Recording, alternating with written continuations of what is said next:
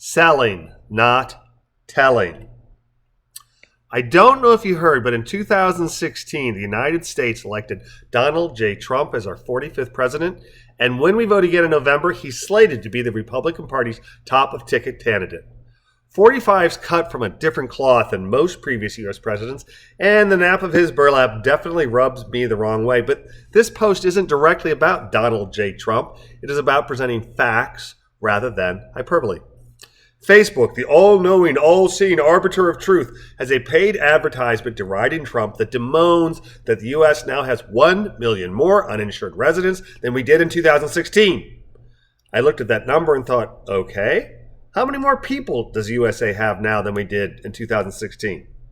Turns out the answer is a delta of 8 million more residents in those 4 years. By the way, 8 million is a number far higher than 42, which is purported by many to be the answer to everything.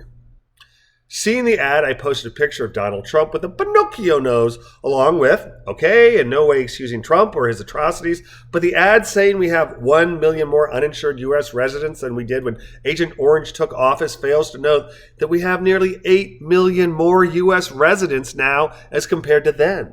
Could we all please stop selling our position and try to start telling the truth? I got a response from my friend Joe Pegleg Nelson that read, I don't see how not mentioning the second statistic diminishes the first statistic. 8 million more people and 1 million, the number I actually saw was 2 million, more uninsured is still not a good look at all. To answer Pegleg's query, I use this very simplified example.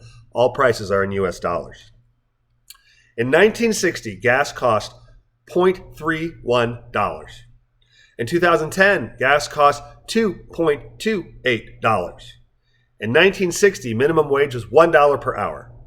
In 2010, minimum wage was $7.25 per hour. In 1960, a minimum wage earner had to work 0.310 hours to earn a gallon of gas. In 2010, a minimum wage earner had to work 0.314 hours to earn a gallon of gas. In 1960, U.S. cars' average miles per gallon was 14.3. In 2010, U.S. cars' average MPG was 22.4. Despite a 736% increase in the cost of gas from 1960 to 2010, based on how far a minimum wage earner can travel by car on 0.31 hours of work, a 2010 minimum wage earner pays less for gas than a 1960s minimum wage earner. I bemoan the constant barrage of lies, semi-truths, and spin that plagues my country.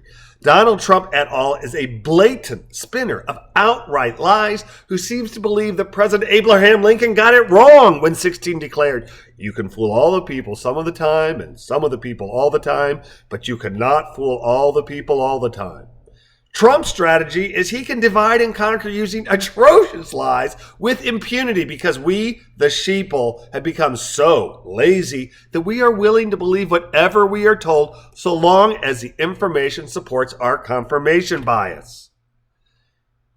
If someone raises an alarm and uses scary statistics without context, then they are selling, not telling.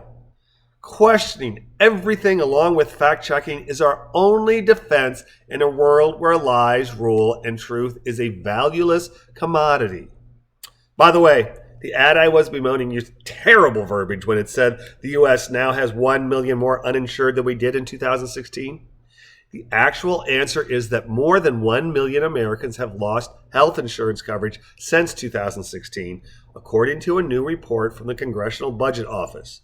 The truth is, quote, the analysis, which was released Thursday, estimated that the number of Americans without insurance has risen from 27.5 million in 2016 to 28.9 million in 2018. The Hill, courtesy of Nathaniel Wexel, for 1919. We all need to search vigilantly for the truth and look past the hype.